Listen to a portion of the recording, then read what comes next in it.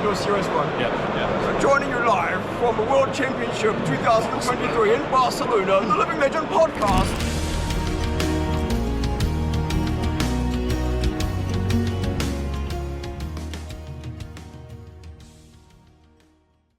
Oh, sick. All right. Well, yeah.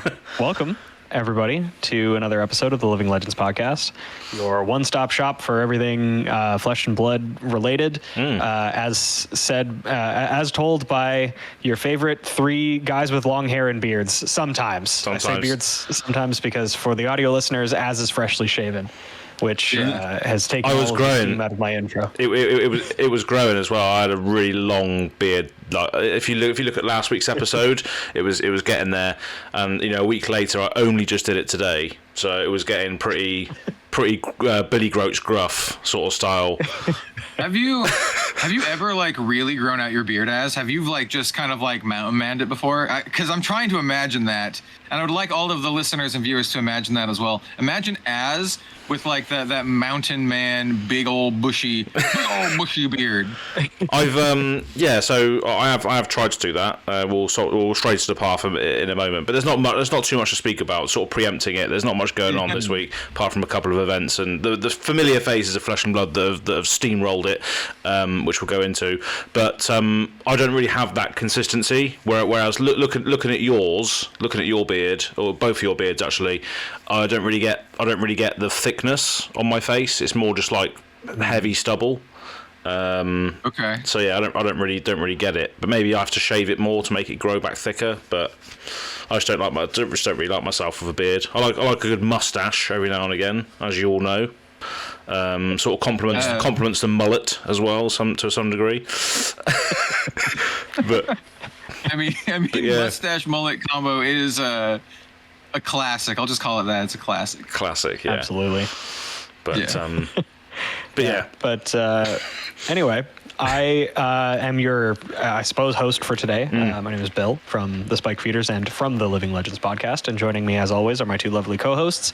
Let's go alphabetically to the clean-shaven Az to reintroduce himself. Yeah, I just started riffing about beards there for a moment. But so I'm Az from Go Again Gaming. And this is going to be, again, quite a quiet news week. Albeit there was a random piece of BNR yet again in time for emergency bans for this recording. So we are doing quite well on that front. But yeah, it should be fun discussion nonetheless, as you can come to expect from our casual approach to this game. So Kel, how are you doing, mate? I'm doing better. I'm doing better. Folks who follow me on social media will have seen the stuff that I've been through. I'm not going to talk about it too much in this episode, but, I essentially missed a connecting flight to Singapore, and I couldn't attend an event and all this kind of stuff. So I've just been a sad boy all weekend, playing around. And of note, though, my dog was very happy that I was not able to be away for like 4 or 5 days. And then also, because I was gone, because I was home, actually, the opposite of what I said, we ended up watching Frieren, which is one of my favorite manga of all time, and I really like the anime series. And Robin ended up watching it with me and not hating it, so she actually enjoyed it, which is great. And we played some board games and stuff too. So my time, I think she's because she felt bad for me. She was actually more willing to entertain my anime and board games, more than usual. But it was nice. So nice pseudo compensation. So I'm better now. That's my long-winded way of saying I'm better now for this podcast. So we got some time to fill today. What board game did you play? Okay, we played a couple. I won't get too deep into it. So we played Everdell. This is the first one. We've already played Everdell before. It's a cute little city builder, card builder, resource gathering kind of game. I really like Everdell. And then we also played the Civilization board game that we had bought like years ago and never actually played. Robin and I are both big fans of the Civilization games, like the PC games. Very much looking forward to Civ 7 that's coming out in February. We're like huge fans. We play like a lot. but never played the board game. We've had it for a while. It's fine. It's one of those board games that takes like 40 minutes to set up and learn. It takes forever, and then we actually played it. It's like, yeah, it's fine. It's kind of like Civ.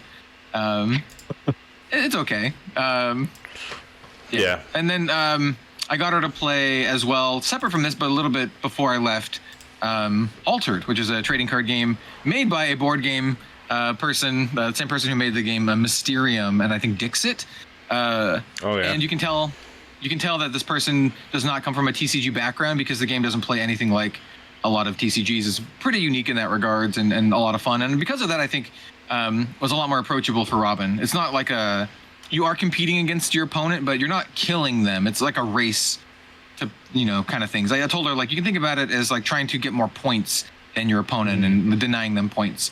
And it's a very like colorful and positive game. And I think it's got a lot of legs for it. I mean, it's got a lot of stuff that other games don't do that can draw on an audience that is maybe put off by the more aggressive or violent nature from a lot of card games. So yeah, that makes sense. She actually had fun with it, and which is also good. Might actually convince her to play it a second time, which is we played. By the way, we played with all of the starter decks. So I have all the starter decks. They were sent to me by Equinox, the makers of the game, and we literally just played through all of them. We probably played like 4 or 5 different games and kind of just swapped them around. Nice. Yeah, that's what. Oh yeah. Well, I'm glad that obviously your week got better as a result of that, because that was quite shitty to see, which is you were moments away as well, weren't you? And you explained to us before the pod that the plane was still there, and you were still denied access to get on and all that sort of thing. The plane was there. I won't go super deep into it, but the plane was there. The walkway was still attached. There was still like an assistant person at the desk, and then the other people, because it's all due to like the severely delayed flight, and they were stuck like 20 minutes on the tarmac and all this stuff. And there was like other people there from my flight trying to make this flight to Singapore, including literally an old lady in a wheelchair and her attendant, who they told would hold the flight for 15 minutes, and they didn't. They wouldn't let us on. They're like, can you just let us on? Like, the plane's right there. The thing's still attached. And it's not even a full flight. I didn't tell you guys this. It wasn't even a full flight. Here's the kicker. Here's the real kicker. This was a 17-hour flight to Singapore. I lucked out so hard, I actually had the entire row to myself. It was just me and 2 open seats. It would have been an incredible flight. Like, I could have just chilled and relaxed. Yeah. Oh, that's so good. That's a shame. So that's the icing. That's the icing on the cake. Or maybe the part where they're not going to refund me is also maybe consider that icing, reverse icing. But anyway, yeah. So, it was terrible. Yeah.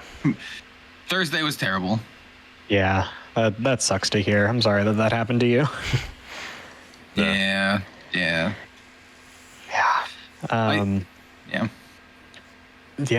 But yeah, I was going to say the only really big thing that we have today is the banned and restricted update that came out as of, I believe, this morning as we're filming this. Yeah. And we're filming this on Tuesday. Yeah. And it's kind of a big precedent to set for, I guess not actually a big precedent to set, but another sort of hit to the Living Legend format. I was just thinking in my head if there were any cards that were outright banned. I thought it was just restricted, but I'm pretty sure there's at least a couple of banned cards, right?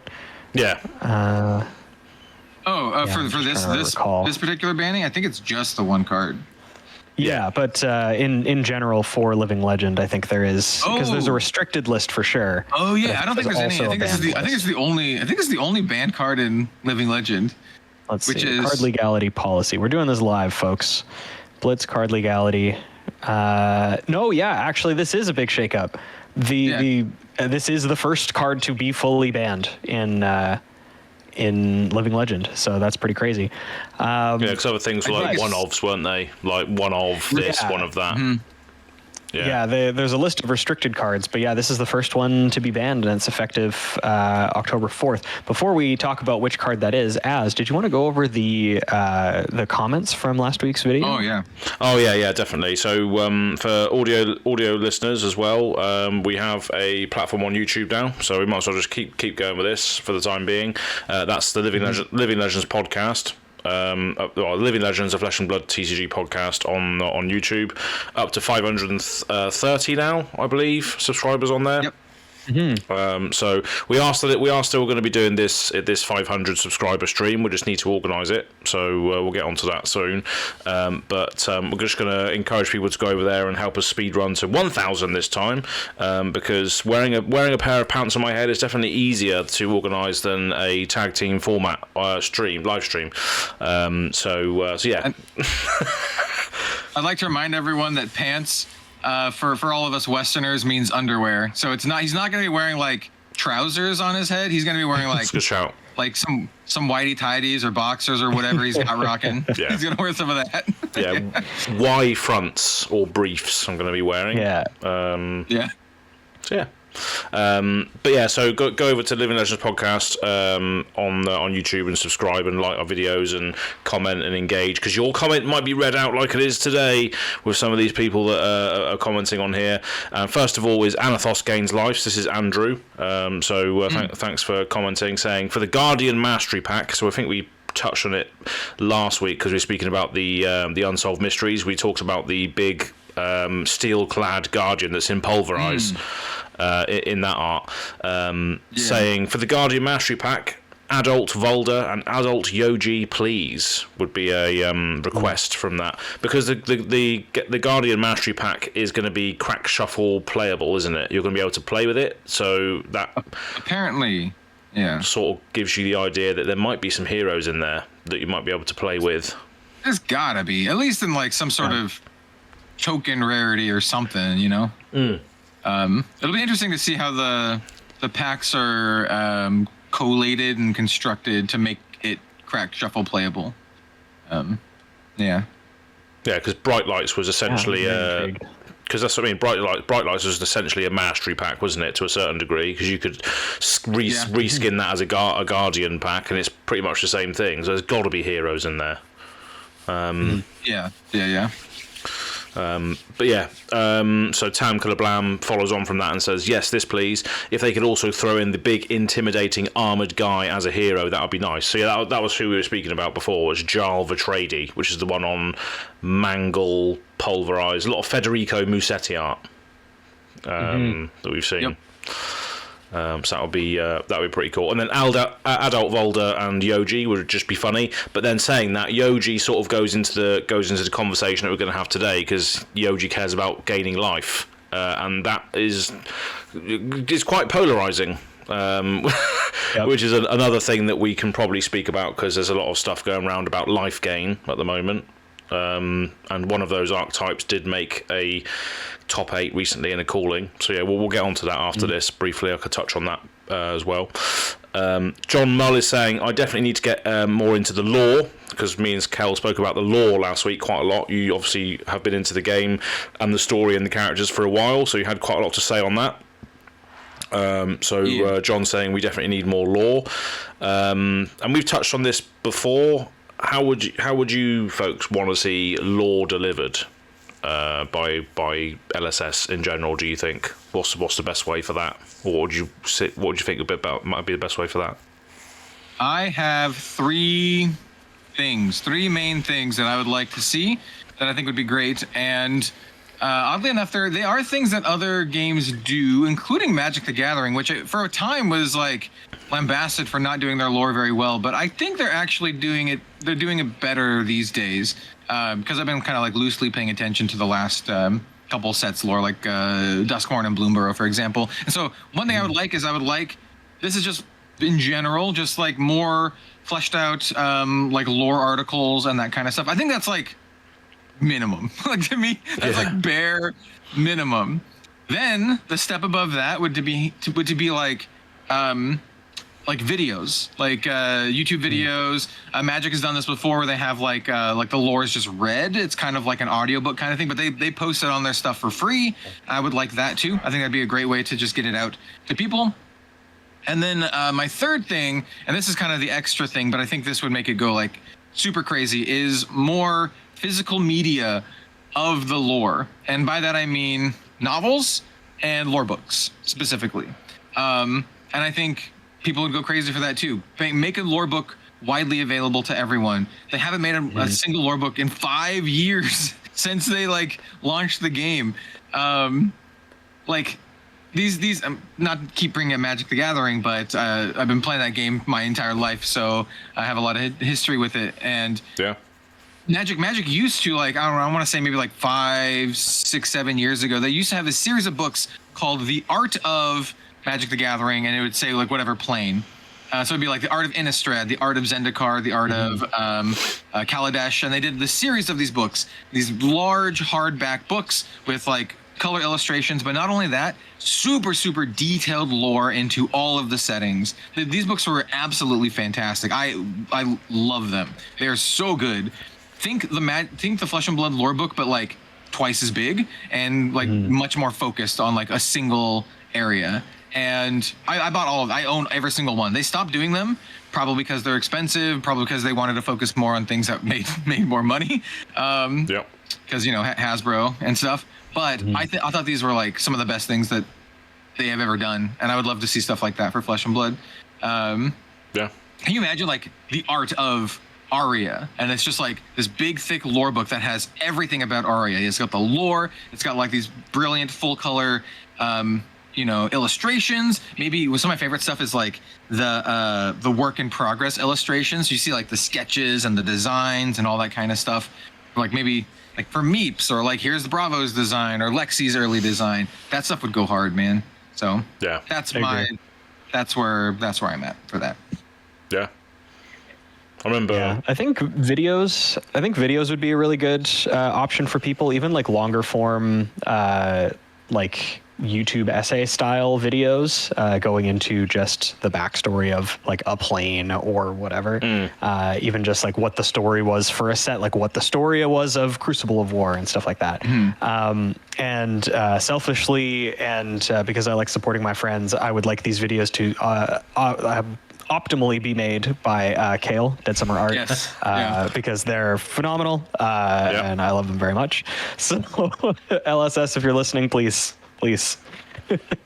Kale's been doing it too. He's pumping out videos. Like, go check out Dead Summer Art YouTube channel. A couple of shorts There's as videos well. there that have, yeah. If you want lore, there's not a better place to find it in Flesh and Blood, to be completely frank. Like, Dead Summer Art's the best place. Really well edited videos and effects and everything, so you can really immerse you as well, which is good. But yeah, I agree with that as well, because I remember one specific trailer I remember from Magic the Gathering, which you mentioned quite a few times. But you know, what do you reckon is going to be? I'll get. Is that the war of? Yes. Is it the war of the Spark? It is. Yeah. My boy, they killed my dude in the trailer. Yeah. It's like, savage, wasn't it? He's like one of my favorite characters, and they just killed him.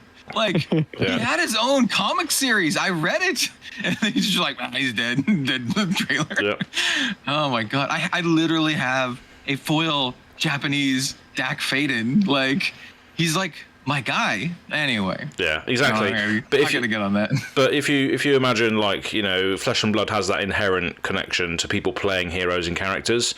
So to see that visualized on the silver screen per se, it would be amazing to see, like, you know, the heroes actually animated and fighting alongside each other, and then someone dies, and you're like, oh, what's that gonna mean? You know, and all this. It just gives a bit. Imagine they just kill like, I don't know, like Yoji or something. Yeah, exactly. Or like Riptide. Yeah. These Riptide eyes in the trailer. We were like, what the hell? What the hell? But yeah, we spoke about this before, and we had James White on, and, you know, I asked a question about, you know, is he going to expand into other media and all this, and, you know, one of the answers was that he'd love to do that eventually, and the IP and expanding that is very important. So who knows? But I'm sure we'll see later on down the line. So just continue reading these off. We may as well, just because it's a slower week this week. So John Mull is saying, I definitely need to get more into the lore. Well, that's what I was getting on. That's what I was reading this out, and then we started speaking. So I'll carry on with this comment. The folks I play at my LGS never talk about the story of the game, but then they're saying, "Great chat, gents. Thanks for the inspiration. Miss you, Bill." So obviously, they missed you last week, Bill. So that's nice. Thanks. Nice to hear. So Fabled Hero NZ, next comment says, love you guys. I've been listening to you at the gym. Nice. Love all the old cards. Doesn't feel like that long I've been around since Welcome to Wraith. My favourite card from the first set was Scar for a Scar, just for the value. Nice. But it was a good card. Yeah. That's a good one. I still have a pink pitch foil Scar for a Scar. I have an alpha foil Scar somewhere. I don't remember. It might be in the deck. I don't remember where it is. I have it somewhere. It's a pretty iconic card. Scar for a Scar. Yeah. Corlash is saying, congrats to 500 subs. Here's to 500 more with a little cheers emoji. So yeah, cheers, Corlash. Corlash 1990, if that's your birth sort of year. I'm the same also. I'm 1990 as well. So virtual high five, baby. Corlash is a regular commenter and chatter in like my community Discord and YouTube and stuff. So, yeah. Awesome. Recognize the name. Good stuff. Tam Blam again coming in with a flattered to hear I helped inspire an episode. Love to talk about Mangle, Righteous Cleansing and Pulverize, as they are some of my favourite cards. So this is the big Guardian Jarl Atreides sort of armoured paladin looking thing. One thing I never thought about until this episode is that if there is an old one in Aria, Soul in Solana, and possibly another in the pits causing the plague, would it be too much to assume there might be one around Metrics influencing everyone with high intelligence or giving off this energy source for the machines? It's possible this could be why we don't see any robots and Techlo stuff. Interesting. Okay. Yes. So there is lore and stuff about this, but not a ton. So nothing is like specific, but it has been stated by those who work on Flesh and Blood lore that the reason, and I don't know if this is just kind of like them trying to, cover their tracks kind of deal, but the reason that you don't see like the battle mechs, smashing up the Savage Lands or, toppling, pillars and towers in Solana is because they don't work if they're too far away from metrics. So like, that's just kind of like one of the things that they've said. So that is actually like lore factual, I guess you could say. And then it is highly suspected that yes, there is an old one in metrics, just like there is one underneath metrics in the pits. That's kind of like making the plagues, or maybe the plagues are just a byproduct of them being there. Like the old one of chaos or whatever. So I imagine the metrics one is probably like the old one of intelligence or something to that degree. So yeah, it makes sense, wouldn't it, as to why you don't see the robots in other areas. So that they are basically their own self-contained worlds. So so you can't get an army of robots, walking over to metrics to fight. So walking over to Mysteria to fight them, because the robots just don't work outside of that area. So yeah, basically, I think the way they worded it was that they need a power source, and that metrics is like the power source. That's where all of the Techlo energy flows from. So. And that could also be a cool story beat as well, because you could be like, well, the forces of Solana, what they need to do is they need to sort of lure the enemy over to where the borders of metrics are, because then we can use our robots to fire missiles at them and stuff. That opens up a whole new thing. If there is only a catchment area where the robots work, that could be quite a good thing as well. I think it's the opposite. I think metrics is actually on the if you're going like Demonastery bad, Solana good. I think Metrix is on the side of the monastery. Well, he is a shadow hero after all. Teklo. I would say their leader literally like communes with Shadow. Like, yeah, he's like, yeah, not a great dude. The Necropotent, yeah. Not altruistic. He's very more human than human. I think was what the name of one of the stories was about him. Yeah. So fun times. Hopefully, well, I'm sure we'll see that resolve at some point. So Scion is saying Sun Kiss and Moonwish thoughts. So a lot of speculations on the last episode, which was rightly so, because it was just questions being asked. There is a theory that Prism and Enigma are ethereal beings of some sort, as both have origin stories of just appearing at their locations. So out of nowhere, I'm assuming, which could match the lore of Sun Kissed and Moonwish in theme. So that's quite interesting. So it is. It is interesting. It is. Yeah. So they just were born out of the sun and moon, or they were just there from the off. They're just ethereal beings that were just always present, basically.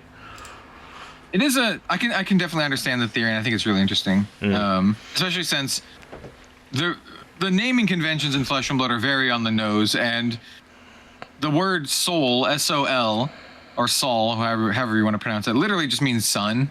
And so like Prism basically worships like the sun god of Wraith, and so having her tied to Sunkiss does make sense. Obviously, Enigma is very tied to the moon. Also, that makes sense. Yeah, I don't know. It's a fun little theory that I don't know if we'll ever know if it's true or not. Yeah. Because if I remember right, in the Prism lore, she just kind of like shows up in the library, right? Like she just like appears in the Great Library or something to that effect as like a child, and then like she's like raised by the librarian. I think that's roughly her lore. She might not appear exactly in the library, but it's something like that. Which is probably what they're alluding to here, just them showing up out of nowhere. So it could be an interesting being. Next is Leo Blazer. When it comes to why Rhinar is in the Deathmatch Arena, it is because Cox lured him there after hearing a report from a merchant about a single brute absolutely decimating 80 Solarian soldiers. And the little quote here is, "Tame?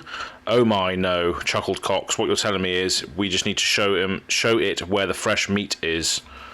So yeah, that explains it. Maybe we've missed that, but yeah, that's why Rhinar's there, apparently. He's basically just kind of like following KO. Is that what that's implied? Like, yeah. I think it's implied that KO's the one who killed all of the soldiers, and that's how he got his like arm cut off or whatever, fighting like 80 dudes or whatever. I would check out. Captured him. Yeah. So like, I guess. Right, Rhinar, I guess he's not the smartest. Nope. Being. Jeremy loves the smartest tool in the shed. No, just pure blunt force trauma. He does like using like clubs and stuff, so that checks. Yeah. A few more then, going on all this speculation and lore-based stuff that people clearly like to speculate on, because we've got quite a few comments this time. Viserai is in the background of gore belching. I did not know this, but it is unclear if he is helping or killing the demons. So this is what we spoke about last time, is that I think Viserai is absolutely primed for a redemption arc-based story. Because he's always viewed as the bad guy, and I love the stories that will make the bad guy essentially come back round again. It's all part of the hero's journey. It's like good storytelling. Is the hero is great, they learn, and then they fall, and then they reach their lowest point, and then they come back up again, and then all the cycle repeats itself. Which is how you write a great Superman story. That's all I'm going to say on that, because but yeah. So yeah, Viserai apparently in the background of gore belching. So I didn't realise that. Didn't know that. Yeah, Viserai reminds me of Darth Vader in more ways than one, and the story seems to follow that as well. Yeah, because starting at the point where not all the Anakin stuff with like the sand and everything. We're starting at the point where he was like dead essentially, and then revived and then like augmented. So instead of being a cyborg, he's got like, you know, magical version of a cyborg, right? Magic he's got dark like the powers. Aether. Yeah. Yeah, he's got like the Aether shard within him.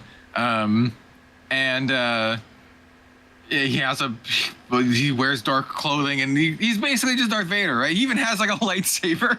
I'm not even kidding. Look at Nebula Blade. It's like a broken sword, and the rest of it is like light. Viserys Mace Windu confirmed. He's got a purple lightsaber. There we go. Yeah. And so like I wouldn't be surprised if there's some sort of like Darth Vader-esque redemption arc. Not to spoil Star Wars, but Darth Vader is redeemed at the end. And so we could potentially have his full Darth Vader arc, you know, made. Definitely He just has to be someone's father. We were gonna find out he's someone's father. He's like, yeah, could be.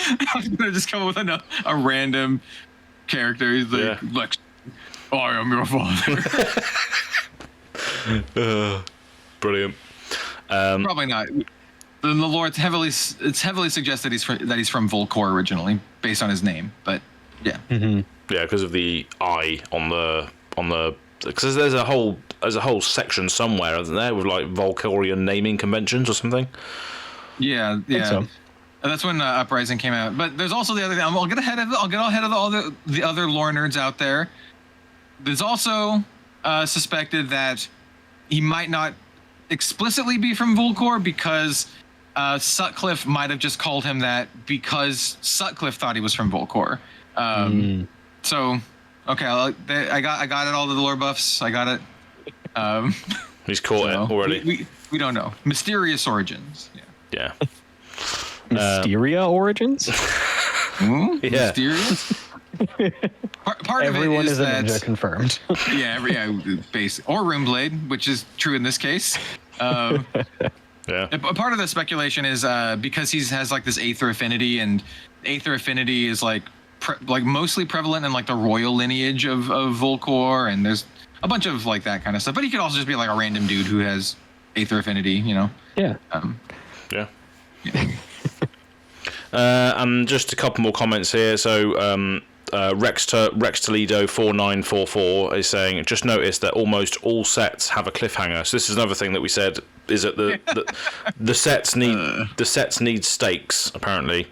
Well, I think that's what I said last time. There's every set needs like a stake or something that someone's fighting for in order for it to be interesting lore-wise. So DTD, Dust Till Dawn, the Battle of Slana is left on a cliffhanger because we don't know what happens there.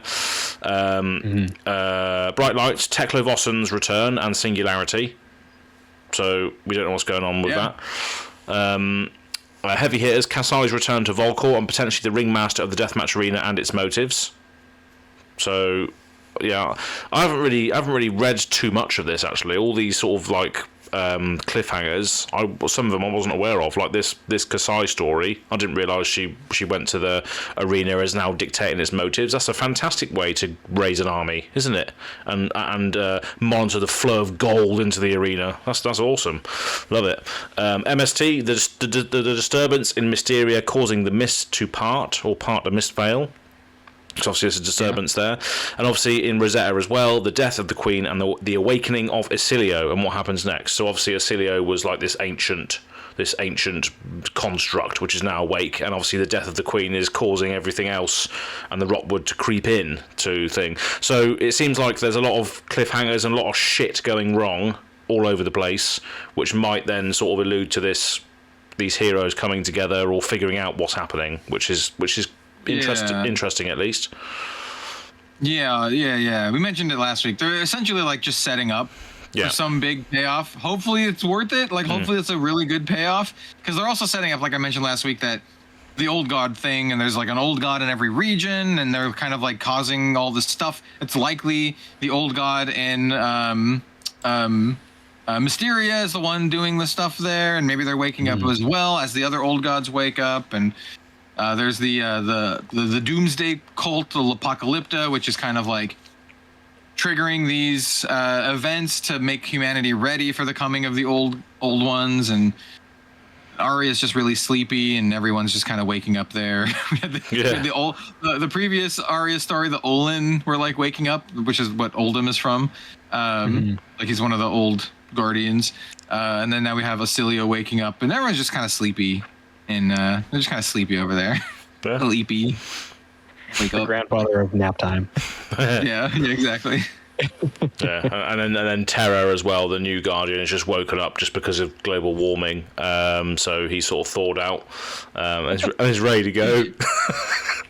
Yeah, he's actually looked exactly like Oldham, like 3 sets ago, but now he's just starting to bloom, melt off. Yeah.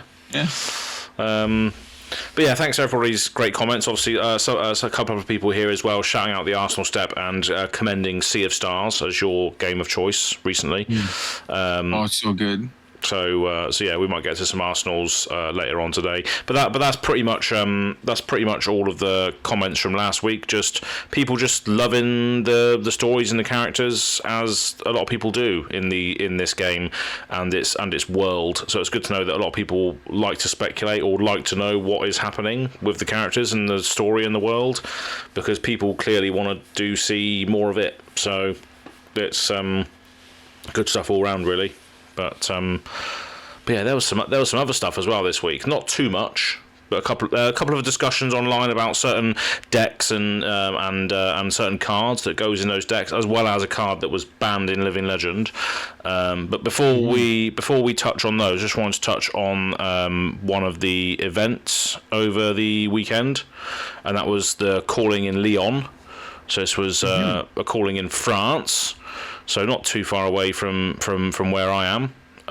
So it was easy to watch over the weekend because it was literally the same time zone, give or take an hour. So I watched it all day Saturday and then caught up with some of the finals that I was interested in on the Sunday. So ultimately it was won by Pablo Pintor of Sunflower Samurai. Yeah, good dude. Good dude, yeah, absolutely. And I've met him a few times, and he's just a lovely guy, So it's just an absolute pillar for the game, really, in all of its forms. Yeah, sorry. Oh, sorry, go ahead.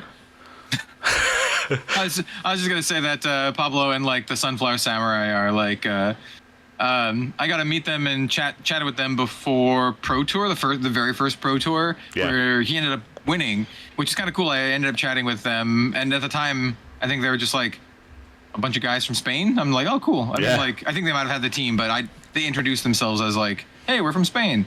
Anyway, I got to chat with them, and they were great. And seeing Pablo win was awesome, and seeing him win here was equally awesome. They're like me, and they play like not just Flesh and Blood. I know they're mostly known for, outside of Flesh and Blood, Legend of the Five Rings, which is really cool. I know a lot of them are big fans of that game. So every time I think of them, I always think of L5R. So. Yeah. There's always, I think, a lot of good players, a lot of fantastic card game players just have backgrounds in other things, because that's why they're so good, because they've done and experienced lots of other stuff, right? I think there was a couple of other players this weekend who are from Magic. There was a Magic player on round 1. I can't remember what their name was. It's from Italy, Mengucci, perhaps.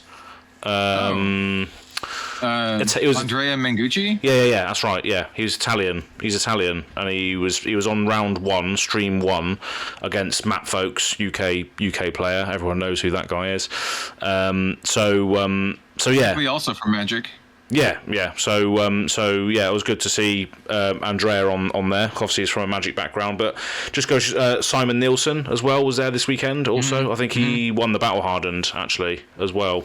In Lyon, or maybe that was, I think it was Lyon. But yeah, a lot of people that competitively play cards do have other backgrounds most of the time.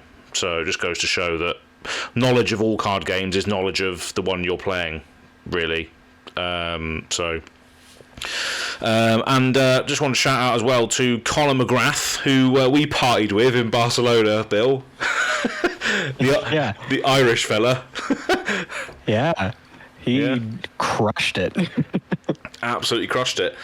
Yeah, he was playing Azalea as well, which was good. So it was an Azalea Enigma final. So Enigma won the whole thing, by the way, as well. I forgot to mention that. So Pablo was playing Enigma. Connor made it to the finalist stage with Azalea, which was cool to see, it was just great to see as well, because a lot of people have sort of said to the Irish community, "Oh, the Irish nationals don't really matter because there's only 30 of you." Well, clearly it does matter because Connor is now second in this calling. It was great to see someone that. That we've sort of socialised with before and partied with as well, because he was teaching you. I had to find that video. I was like, I got a video of Connor somewhere, and he was teaching you Dash IO, I think, at the time, and he was like, "Oh, this hand is wank." Just very loudly teaching me how to play Dash IO. Yeah, that's right. Just wanted to shout out Connor as well, because he did a great job, just a good tournament all round. Really watched a lot of it, but there was a lot of stuff televised in that tournament and decks that were going round in that tournament which people did not want to see, and that was the Count Your Blessing shenanigans. So did you hear about this, Bill? The Count Your Blessing stuff.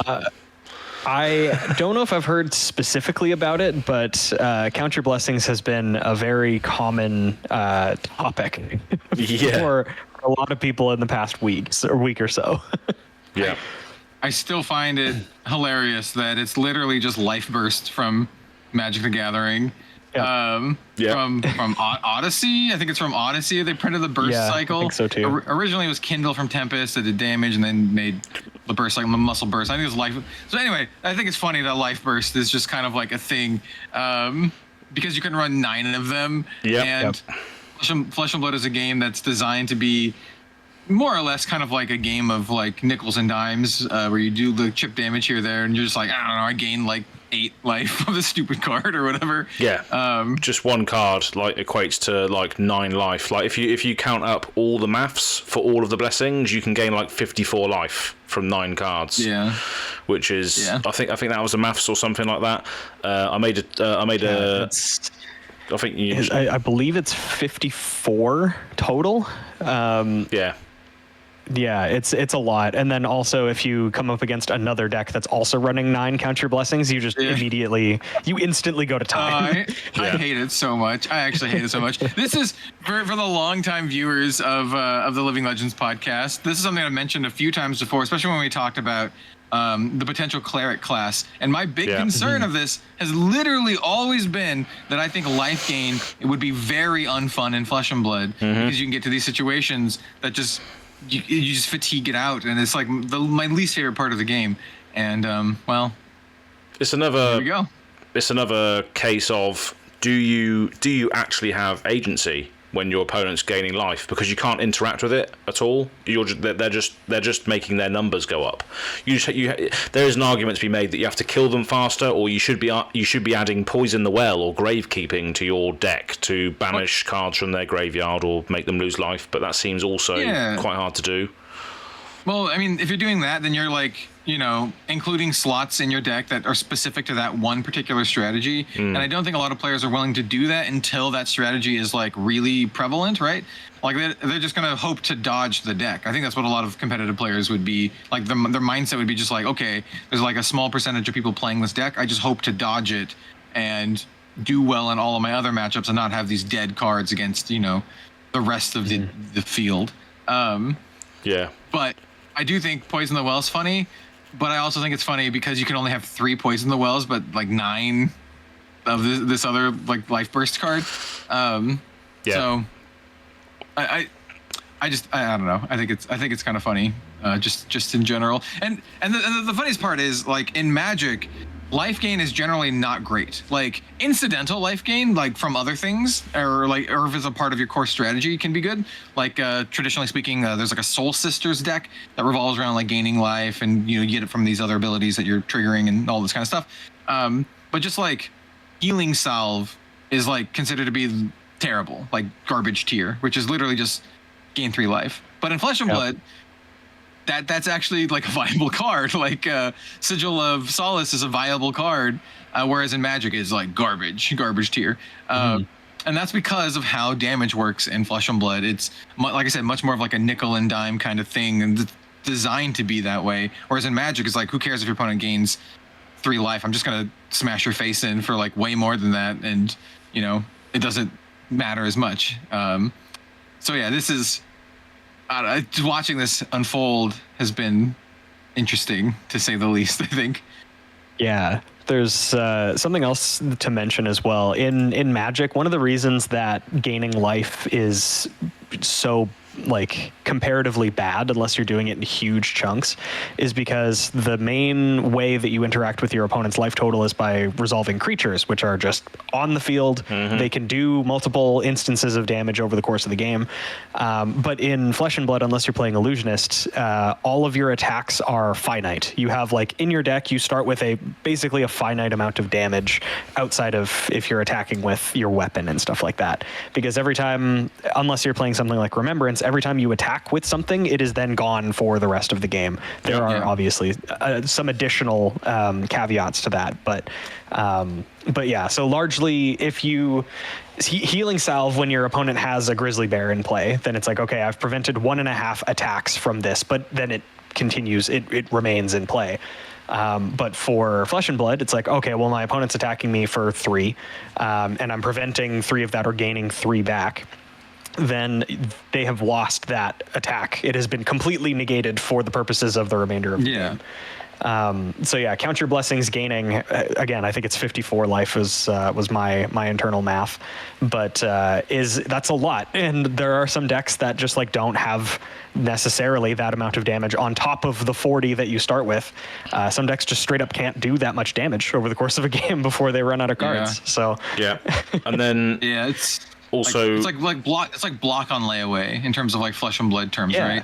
Because like block is essentially kind of the same thing, but it gains you the life now rather than gaining you the life later. Yep. And if you also combo that with what the main issue is here, is Enigma is a hero a hero that can just prevent damage, gain life, establish weapons or creatures on board that can then keep recurring you attacks, so you don't actually have to physically spend cards to attack. That's where that becomes an issue, is because you're gaining all this life, but then your attacks don't actually run out unless your opponent actually proactively does something about it. But if they're then proactively doing something about it, your life is going to be at such a disparity anyway that they can't actually kill you because they haven't got enough damage. It's like even worse than that though, because like all of her attacks also are blocks too, because they all have ward. So like you have to claw through all the ward too, unless you have some sort of like prevented kind of thing to get around that. So that's where a lot of the sort of complaining and sort of this isn't really Flesh and Blood sort of comments came from. But Clark Jensen or Clark J brings up a good point here, saying it's hard to understand CYB. Count Your Blessings in the context of the 2025 design principles. So obviously we spoke about design principles as a result of the book burning event that took place a couple of weeks ago. So Clark J says, quote unquote, play 9 instant cards, gain 54 life. So it was 54, we were correct. Does not... Yeah, so we were correct on that. That does not feel like victory through good decisions, card synergy slanted toward offensive advantage, and meaningfully engaging with the game plan of your opponent, which is part of the design principles that were published a few weeks ago. And I don't disagree with that. It doesn't feel like you're really making good decisions or, meaningfully engaging with the plan of your opponent if you're just simply sat there gaining life, which is obviously something that you thought would be an issue as well with life gain as a mechanic. So it is a tough one. Yeah. I feel like this conversation happens like every couple months about like what Flesh and Blood is, what it's meant to be played like, how it's meant to be played. It's a game that feels like either the audience or the developers or someone like doesn't understand its identity. Maybe it itself doesn't understand its identity because everyone's always arguing over what it is. That's just a statement. I have no answer to this. But I will say, I will give a little bit of credit to the developers here, because that philosophy shift with the whole book burning thing could have been made well after this set was in like finalized and out to the printers, right? So like we still might have some time before this philosophy is seen in new cards. So I will say I will say that. And hopefully then we can have a more unified understanding of what the game is and what their intents are. It's whenever there's something like this that happens, reacting to things will always happen faster than the actual timeline of things being developed and stuff like that. That's one of the main reasons that that cards that end up being design mistakes like end up making their way to printers, because it's like, well, you know, we're planning all of this stuff and it can be hard to see, you know, exactly how something interacts in the moment. But then banning it only takes a second. It's like, okay, cool, that's done. We're over with that. So yeah, like they could have planned out this entire set of Rosetta before they even had decided, hey, we're going to ban the books. So the fact that they said like these are our new design philosophies, you should take that as like you will see this moving forward like multiple months, even years in the future. And there will always be cards that tend to push design philosophies as well, because that's just the nature of games. You're always gonna, like, it's dependent on how fast that goes is sort of what defines power creep within games.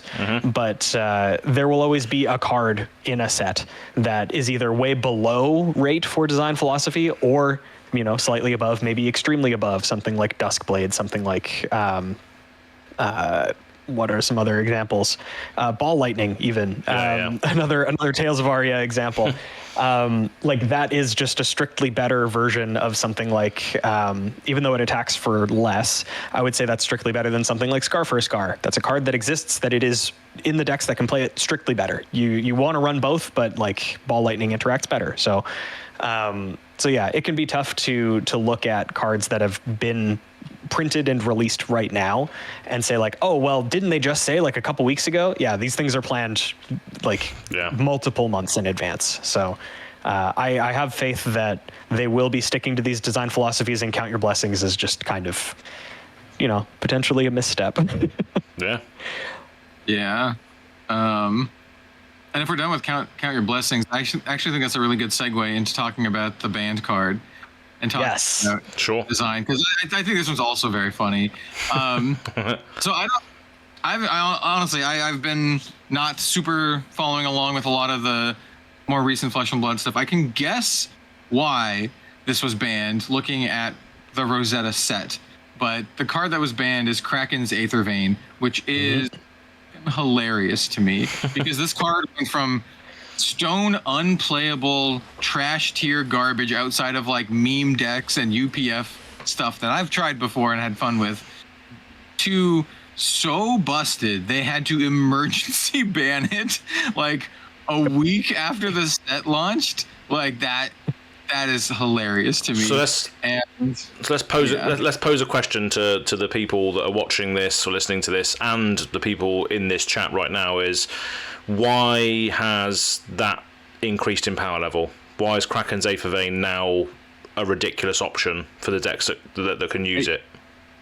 I assume it's because of AMP, because AMP can pump the damage of Kraken's AETHERVEIN to make it draw a lot of cards, and so you have the whole like card draw equity. And we already went over the whole like why card draw is really busted in the game, which is the whole reason why they banned the books to begin with, which is why I said this is a good transition. And I think it's really funny, and I think it's also very sad, because I thought Kraken's AETHERVEIN was a really cool card, and it's one of those cards that everyone was always like, oh, if this ever gets like a way to pump this is going to be nuts. It turns out it's nuts.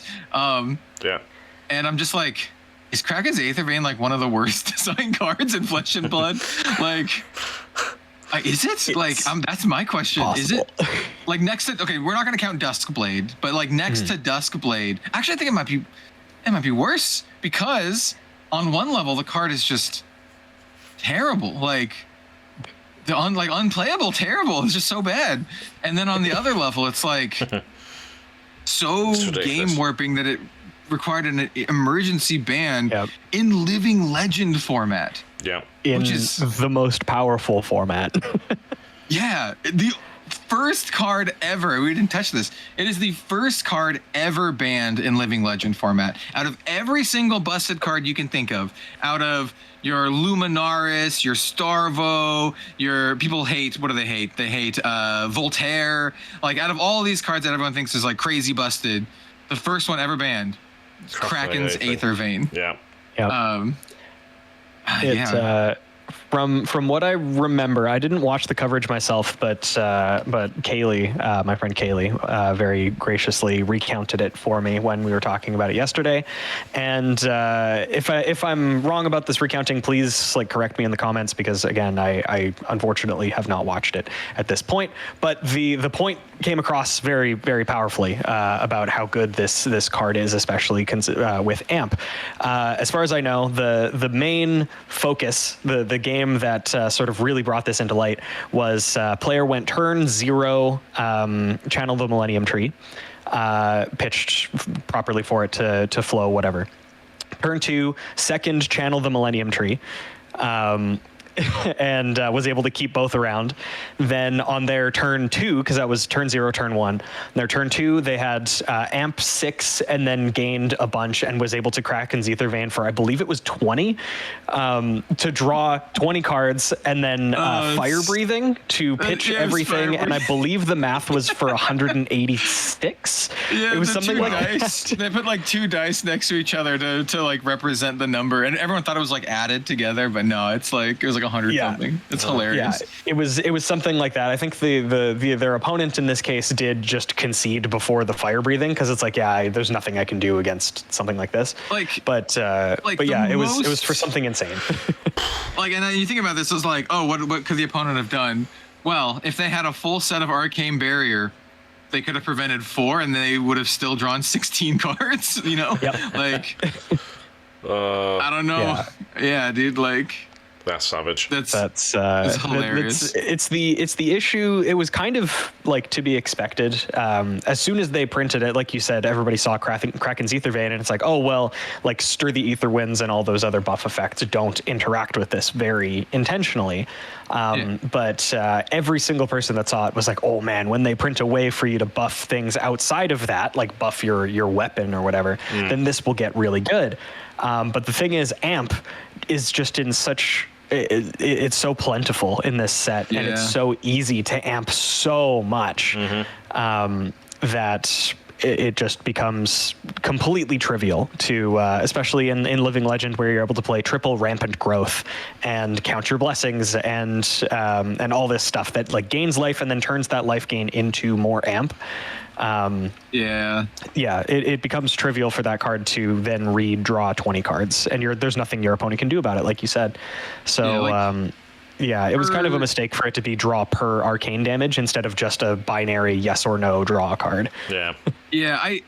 I wanted to mention this just for those who don't remember what Kraken's AETHERVEIN is, because if you have been asleep this weekend like me, and you might not, and you've probably never looked it up before because you're not some crazy person like me who tries to build this in Iceland or UPF or something like that. Kraken's AETHERVEIN, correct me if I'm wrong, this is from memory. So I think it is an instant speed effect, a once per turn instant. For 3 resources, you deal 1 arcane damage to an opposing hero, and then you draw a card for each damage dealt. I'm pretty sure that's more or less, might not be those exact words, but I'm pretty sure that's what it is. And the reason why it's terrible by itself is because preventing 1 arcane damage is trivial, right? You're just like, whatever. I'm running AB1, I have a lantern or whatever, prevent it. So you basically wasted 3 resources to do nothing. But it's when you can do 20 damage that draws 16 cards is when it gets disgusting. Even at the ridiculous. base level, I think the intent behind the card felt like you want to catch your opponent off guard and ping them for 1 damage to draw a card or whatever. That kind of felt like the intent, and even then it was like not good. Like, yeah, it's just like, I'm gonna maybe replace my arsenal with this card and just deal you a little bit of damage. Do you want to discard a card to prevent me from doing that sort of interaction? But it just never was really sort of used at all. I think there was. No, I think even Icelander was using. Yeah, she was using Waning Moon, wasn't she? Yeah. So. Yeah. Use Moon. Yeah. I think if I recall correctly, there was a very brief period of time where Icelanders were using Aethervein just as like sort of an additional coronet peak style effect. Like, I'm making you discard a card if you don't want me to draw a card. Yeah. And I thought that was kind of cute, like using it as a way to kind of pressure your opponent's hand. But ultimately, discarding one to prevent your opponent from kind of filtering a card was ultimately not super worth it. I think some people were expecting like, oh, maybe you can buff this up to like 2 or 3, but being able to amp 3 with Channel the Millennium Tree, even doing that and saying, okay, I'm going to hit you for 4, and you have to waste your Arcane Barrier or your pitch on my weapon instead of my my other wizard attack, ends up being like pretty fine, all things considered. You're still getting the damage across, so yeah. I think Magical Christmas Land, what everyone was thinking would be like, a single buff. Yeah, like maybe a +3. Even like a +4 would be crazy. Like, it was like, you do 5 damage, so you can always at least draw 1 card. If you catch them off guard, you can draw a whole bunch of cards. But the way AMP works is insane. And so I'd like to once again pose the question to all the audience members: is Kraken's Aethervein like the worst design card in Flesh and Blood? It might not be. You might have a better answer, which is why I'm very curious to know what people have to say. Not Duskblade. No Duskblade. We're not talking about Duskblade. That one's already acknowledged to be a mistake. Another thing is as well is that if yet again we go down the banned in X Hero line. The thing that I keep saying, this could be the answer to some of these things. You wouldn't need to get rid of it. You could just ban it in Verdance, because Verdance is the one that's abusing it, right? Because she's got all the amp from the Earth stuff. It's the Earth cards that are the issue here, nothing else. So if you wanted to run Kraken's Aethervein in Oscillio or Kano, you're probably going to be fine. Right, but it's the amp, it's the Millennium Tree, it's the gaining life to deal X amp back. It's the Earth cards which is causing the issue. So if you just banned it, if you just banned that card in Verdance or Verdance, whatever you want to say, it would be fine. You wouldn't have that issue, I don't think. Prove me, correct me if I'm wrong, but it limits design space though. They'd have to be super careful to never print amp again on in good quantities. So the best play in this circumstance is just to outright ban it. That way they can still do amp later if they want to open up design space. Yeah, that makes sense. Yeah. Which is why I'm like, is it the worst design card? I don't know. Maybe. Exactly. But yeah, Earth is the issue. Verdance is the issue with it currently. But yeah, amp. If they want to make amp like a big thing going forward as a way to sort of buff arcane damage, then yeah, the Kraken's Aethervein is going to be ultimately there, isn't it? In Living Legend format at least, because you can't use it in CC anyway because it's Icelander's weapon, right? Kraken's Aethervein, or is it? What is their signature weapon? That? It's either that or I think it's that. And not Waning Moon, because I think I remember that being hilarious that it's not Waning Moon, unless it is Waning Moon. I don't know. Whoever has the page open can look to see what it is. I'll look it up live. Hang on. What is Icelander's signature weapon? Maybe it is Waning Moon. I don't know. Because that would still be in CC then. Kraken's Aethervein would be in CC right now But if not, if Icelander's weapon is that, I can't remember because I didn't really play much Icelander. But Waning Moon seemed to be the choice, so it makes sense if it was. I don't remember. Yeah, I don't remember what it was. I'm sure it does make sense. Screaming at us in the comments. It does make sense. Yeah, we will confirm it. But Icelander's signature weapon is Kraken's Aethervein. Yeah. So it's not CC playable at least. It's literally just Living Legend. It's been banned in. Yeah. So now it's banned in everything. You can only play it in UBF, I suppose. UBF, yeah. So yeah, You can play it in UPF and Chaos Draft with you when you mix in Everfest. Shapeshifter Draft. Yeah, Shapeshifter Sealed. Yep. Classic format. But yeah, so that was banned, which is interesting. That's I saw the ban. I just thought it was really funny, like Kraken's AETHERVEIN. Yeah. Because I didn't even I saw the jokes before this. I saw the jokes on Twitter. People like with the 2 dice. This is to represent the 100 and whatever damage or whatever. But I didn't really have context for it until I saw the bannings, and I kind of like backtracked and looked, and I was like, yeah, that's hilarious. Poor Kraken's AETHERVEIN never got a shot to do anything except for this one time, I suppose. And one time in the sun, and immediately got yeeted. Yeah. Anything with card link as a keyword, when it deals damage, draw that many cards. That's pretty vile, isn't it? I've got card link or draw link. Yeah, it's like Grizzlebrand all over again, isn't it? You know. Yeah. Oddly enough, Grizzlebrand at this point I think would actually be not too busted in like legacy formats and stuff, or even in Commander. We have like, I'm not gonna get into too much. We have like Valgavoth now and other crap. Like it's like Grizzlebrand that also has like self protection and other crap built into it. Yeah. Ward, yeah.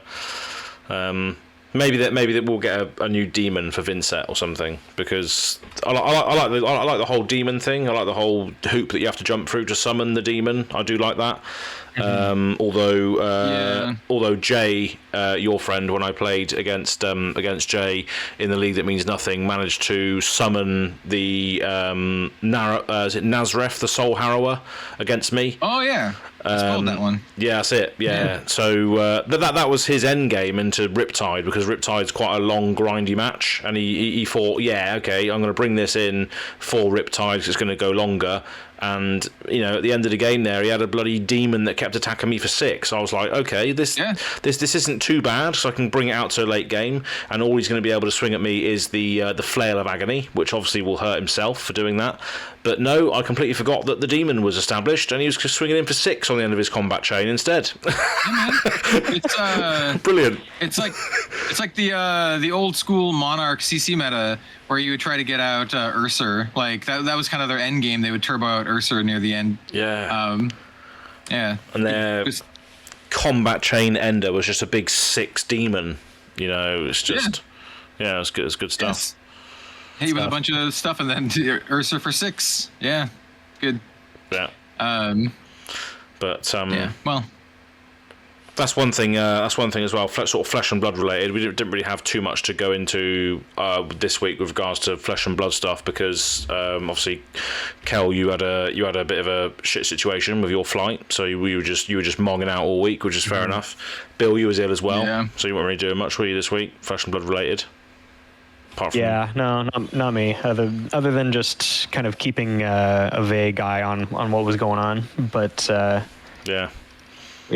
But yeah, I was editing the I'm going to be editing the last of the League That Means Nothing videos, so that the top 8 has been established. So it's quite diverse, quite a lot of different heroes in there, and there's a Betsy as well. So Pascal, my good friend, the Swiss national champion, the first one. Managed to sneak in there with Betsy at the end, so that'll be interesting to see. But he's playing the 6-0 seed Enigma player, so that'll be funny just to see how that goes. Because Betsy got a new card, and obviously I'm going to be making it so that the top 8 of the League That Means Nothing, and obviously the semi-final finals, are going to be able to upgrade their decks with Rosetta cards, which means that Pascal is going to be able to use the new Betsy specialization. Nice. That was a good card, which was on your top 5, I believe, Bill. The Betsy one. Yeah, I've already talked about it, but I'm in love with that card, man. Drink 'em Under the Table is just a card that has 0 downsides. You just jam it all the time. You don't even have to think about it. It's just always good.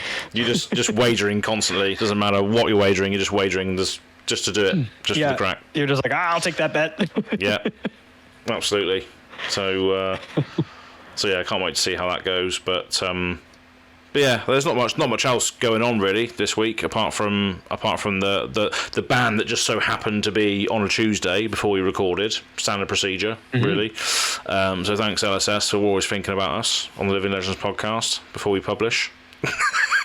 But yeah, not sure if there's anything else going on really, apart from the Leon thing. But I've already mentioned that as well. Leon calling Pablo 1. And obviously a ProQuest season is going to be coming out soon as well. So if you're heading down to ProQuest, I know a lot of my team members will be. So Team Turd Fab, there's going to be a lot of people going out to play in their ProQuests. And I'm also going to be streaming one as well. So a couple of weeks from, so not this weekend, not next weekend, but the weekend after, I'm going up to Crewe, which is northern UK, to stream my mate's ProQuest. So it's his first ProQuest that he's got. So Tom from Big Boss Book Club, he's doing his first PQ. It's sold out already. The tickets were fairly cheap. They're probably one of the cheapest tickets you can get, so obviously it was going to sell out for a PQ event, but hopefully it means we can just get him more going forward. So that'll be streamed on Go Again Gaming.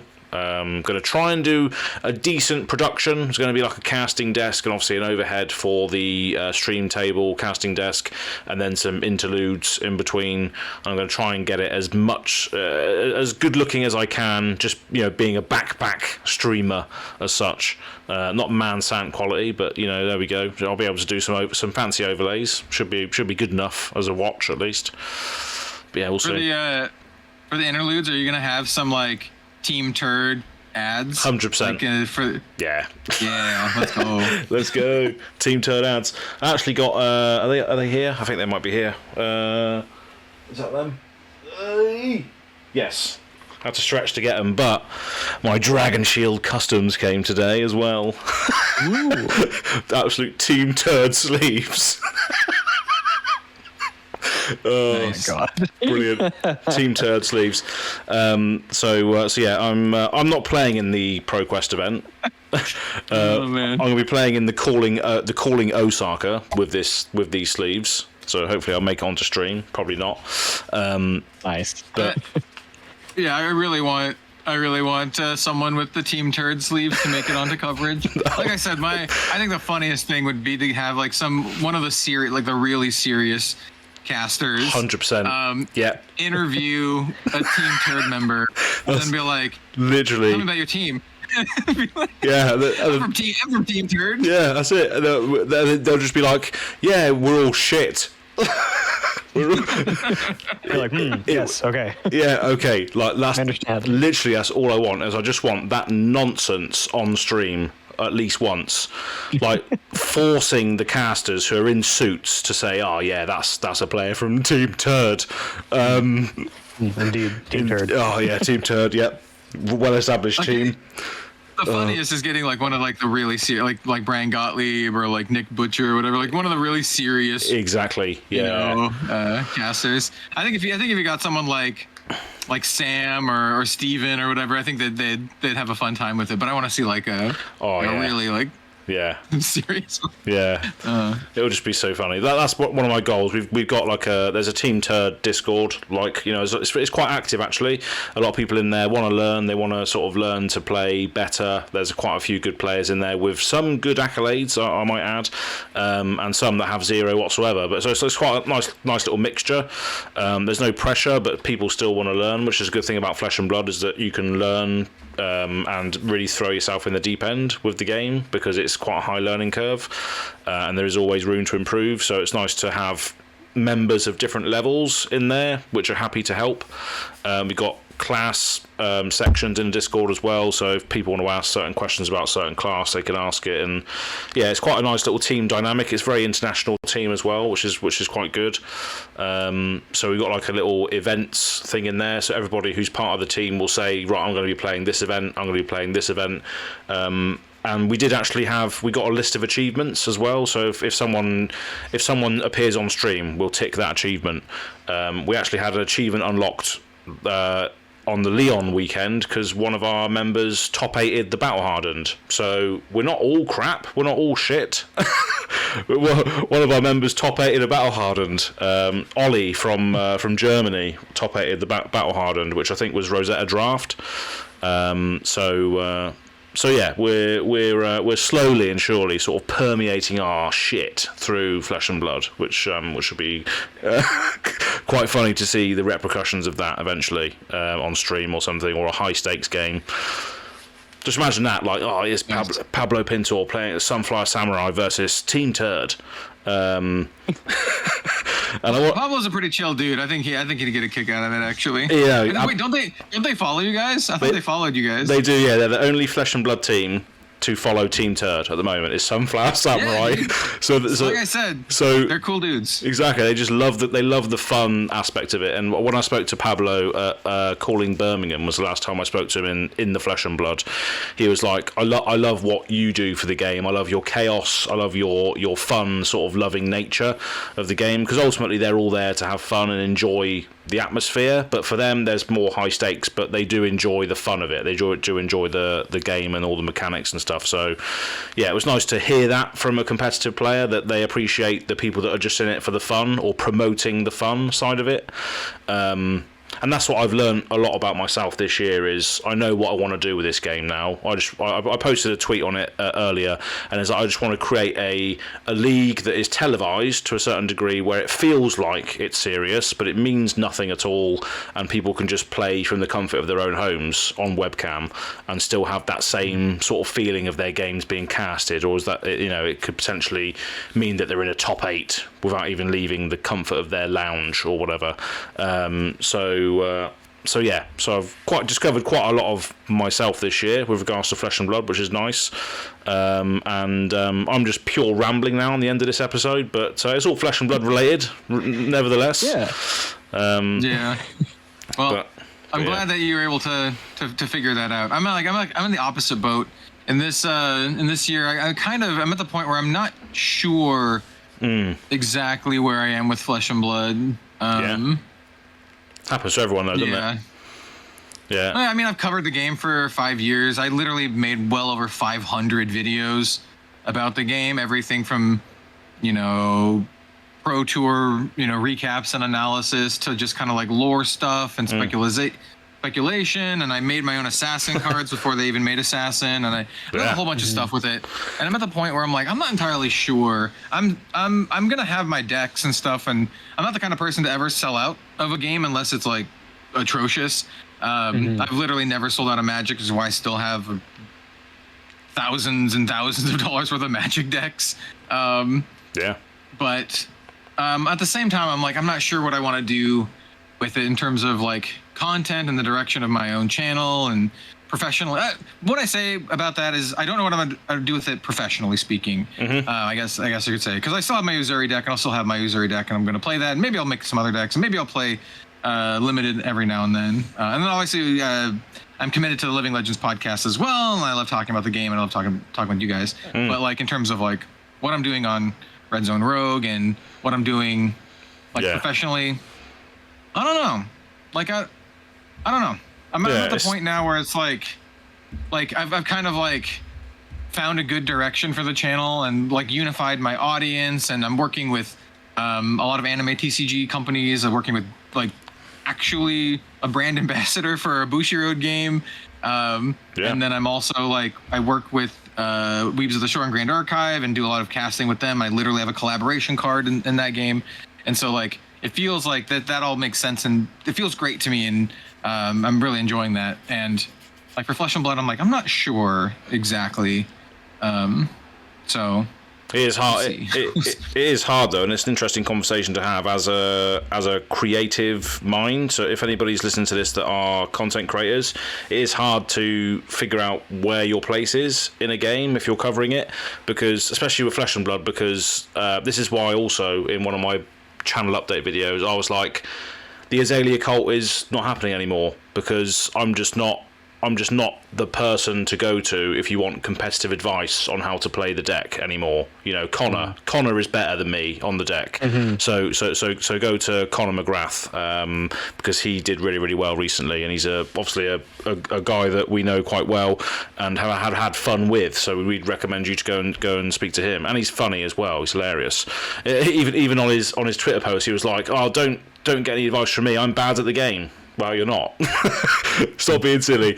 But yeah, so yeah, again, so Azalea, a character I absolutely love. The Azalea cult just doesn't really make sense anymore because she's really, really good now. And you know, I was there at the beginning, you know, hyping her up and wanted her to be really, really good. And James even said to me, "Don't worry, mate, Azalea's going to be the business," and she definitely was and is at the moment. But I just don't feel like I'm equipped to deliver those messages anymore, which is fine. You just have to discover what you want to do with the game if you're a creative. So it's just all part of a learning curve, really. Yeah, for me, I'm like, it's like it comes down to some core fundamentals, and I'm not gonna get super into it or get like preachy about it, but essentially, like, I make content that I enjoy making and that I would like to watch, and I know that if I made Flesh and Blood videos, they would do well and they would get views and stuff. I know, like, I could do that, but at the same time, I wouldn't enjoy it, like right now. Like, like Flesh and Blood is. There are other games that I'm having a lot of fun with. I'll just put it that way. I'm having a ton of fun with Shadowverse, with Grand Archive, even with like other games like WeCross. If someone's like, "Do you want to play this game with me?" I'm like, "Hell yes!" I'm very much would love to play. Whereas Flesh and Blood, not as much these days. So it's like, it's being like true to myself, and then also trying to think about it in terms of like channel strategy and like SEO and all that kind of stuff. But when it boils down to it, is just like, am I having fun with it? And yeah, and so like when I get to the point where I'm like, want to do something and want to have fun with it, or like feel like I could have fun with it, then I will make more videos about it on Red Zone Rogue. But for now, I like talking about it with you guys, and so like that's kind of like where I'm at. And I think that's enough for me, and to make it so I don't get burnt out completely. I think this is enough to keep myself engaged, and hopefully this conversation can apply to some folks out there, because I know it has. We've gotten comments before about people who are like, either for whatever reason don't have the time or money to actively participate, but they still partake in the content to stay engaged, you know. And yeah, so it's something that is interesting. I've thought about. I got some recent comments on some videos that are like what are you doing with like Flesh and Blood? We've noticed we haven't seen any stuff, but I'll also say my idea is working pretty well. Like, my channel hasn't had like explosive growth right now, but I can tell you just on the numbers, like, I haven't put out a Flesh and Blood video in over a month, and the channel's like green arrows. Green arrows mean doing better. So like, it's not doing worse. I can tell you that.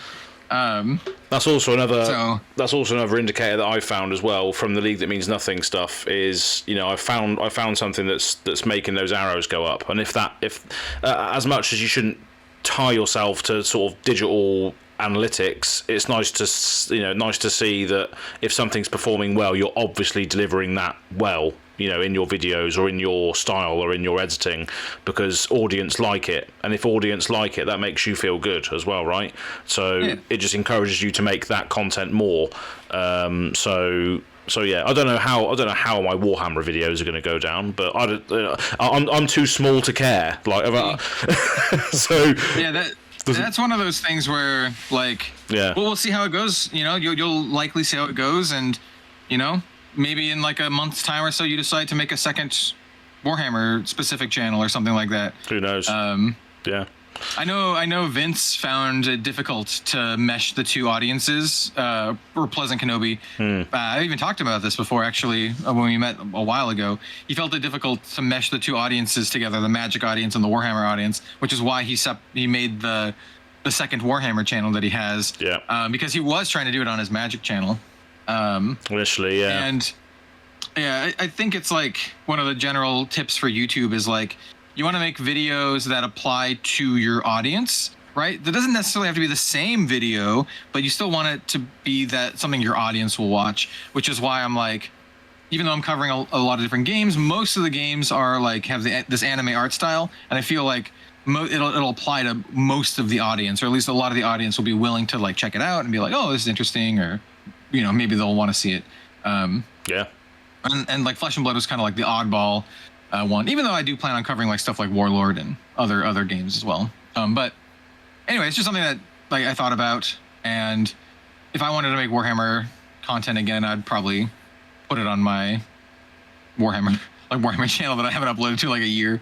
Yeah, it's just different though, isn't it? Because your channel is your job, I guess. Mine's just like I do what I want. I mean, it's similar to like vlog content. I put on content. Depends on your goals, yeah. Yeah, it depends on your goals and what you want to achieve and what makes you happy, I guess. But I put on videos of me getting pissed in a random bar with Tommy Fresh, like it's just one of those things. It's more of like a, for me, it's like I don't need to worry about that sort of thing. But I guess it's with you, it's your job, and you have to do what you have to do. But this is going off the rails. Well, I'm still really stubborn. I'm still really stubborn about it. For me, the goal is I want people to watch for me, right? Yeah. The idea of the channel I got like roughly from like video game YouTubers that I really enjoy, like Northern Lion, or just you can think of any other video game YouTuber who covers like a different game every single week. And I was like, I want to be like that kind of thing where you watch for the person. Like I watch Northern Lion because of Northern Lion, not because of any exactly. game that he plays. And I kind of wanted to set that up, and I didn't see that existing very well in the TCG content creator space. It still doesn't for the most part. There's a couple people who do it, but you can count that on your hands, man. There's like Team Covenant, and then like Kodak. Like I'm talking about ones that have like bigger subscriber numbers than me, and there's like, it's like that's it. Everyone else is like one of the big three, or like hyper focused in one thing. There's not a lot of like variety TCG content creators. It's like me, those people I mentioned, main deck, and then like maybe a couple others. Anyway, I'm just stubborn about it. I know I could have a lot bigger numbers if I wanted to, but that is the goal, but I want to do it in my own way because I'm stubborn. So, and I want to do it by talking about games that I really like and I really think are worth talking about. So, yeah, makes sense. Anyway, yeah. But yeah, I think that has basically fully drained the well of topics that we had for today. So I think we'll just call that good and wrap it up. So once again, I am Bill from the Spike Feeders and from the Living Legends podcast, and you can find me on social media at BillTSF. You can also find me on YouTube at Spike Feeders Fab, where we do live edited gameplay content. We're in a bit of a hiatus right now, just trying to figure out what the next plan of action is. It will probably be another gauntlet of some sort, but we're just sort of a little bit behind the ball. So thank you very much for your patience. And as always, let's kick it over in reverse alphabetical style. Kale, where can the people find you? Hello. Apologies to Bill for having to force him to sit through me and Az yapping about random crap for like the last 20 minutes. We had a comment last time. As well. Like someone was like, "I just praised Bill for sitting through the Warhammer chat." Hey, sitting there patiently. Love it. Age of Sigmar is really good though. Anyway, so I'm Kel. You can find me at everywhere at Red Zone Rogue, YouTube, Twitter, Facebook, technically Instagram. And I talk about card games. Like I mentioned before, a lot of card games. I still talk about Flesh and Blood occasionally on all of those platforms. It's just not every day or every other day like it was. So if you want to go hear me yap about Shadowverse, or I'll talk about Vanguard, or I'm really excited about the new Freeran Vice Schwartz set that's coming out in November. If you want to hear me yap about any of that crap, go follow me on all that kind of stuff. I love card games, and so sometimes I'll even talk about new games and new releases and all that kind of stuff. I might even talk about the Gundam game that was recently announced and some other stuff as well. So nice. Go follow me over there for card game stuff. I love card games. Yeah, that's me. Absolutely. How about toss it over to Az this time? Yeah. Well, first of all, I just want to go back to Bill with the gauntlet stuff. Are you planning to do more CC? Because that got quite a lot of views, didn't it? The CC stuff.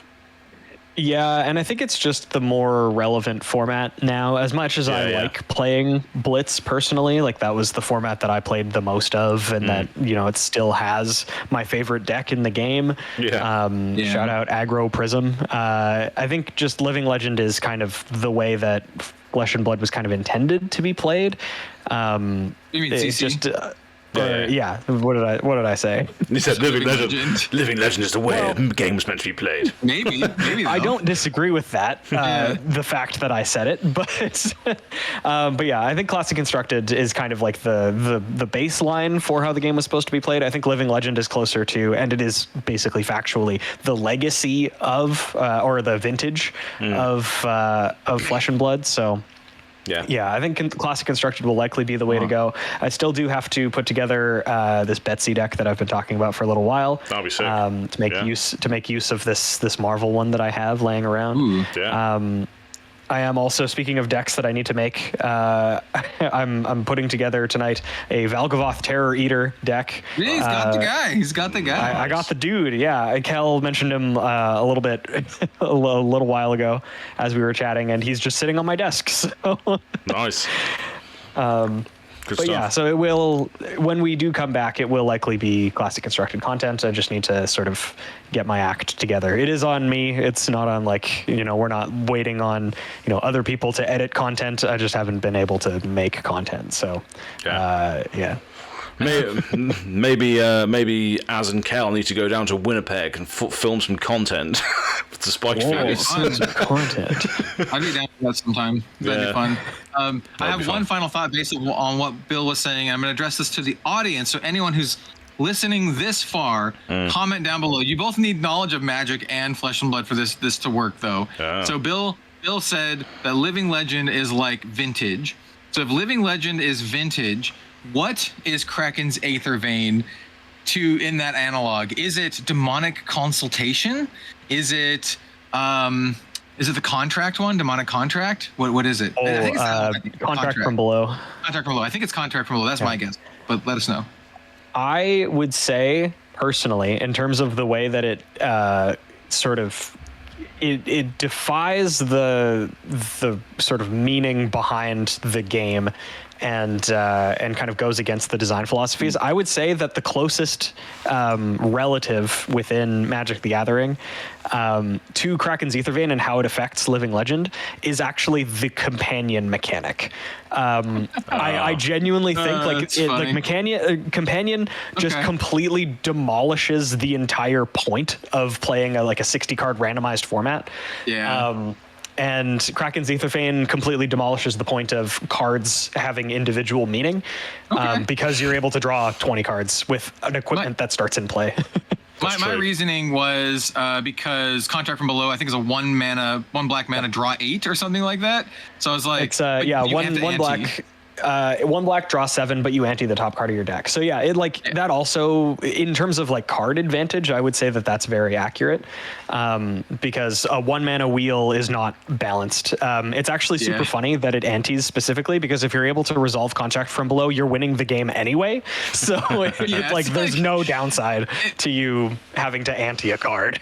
The ante cards, a lot of people don't even know these cards exist, but I'm old and I was playing Magic when these cards were like in print, they're from, I think the last time they printed them are from Revised, but there's a bunch of ante cards and they're hilarious. And I've always wanted to host a league, an ante league, where everyone plays with cards that you're comfortable with playing with ante, because I think it'd be really fun give and take. So you want to play with powerful cards so you win, but you don't want to play with cards that you don't want to lose to the ante. And I think it'd be really fun. And every time you lose an ante card, you have to sign it or draw a picture on the card. And so at the end of the league, you have a bunch of cards with people's signatures and stuff on. I think it would be super fun. I want to do that. That's pretty cool.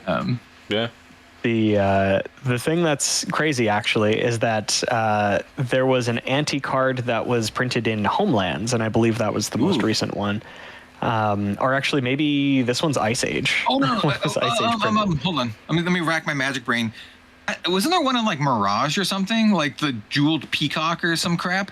I swear there's Jeweled Bird was Arabian Nights. Arabian Nights. Okay. Oh, I think Yeah. is there a Mirage one? Okay, well, I'll look this up off screen. We'll see.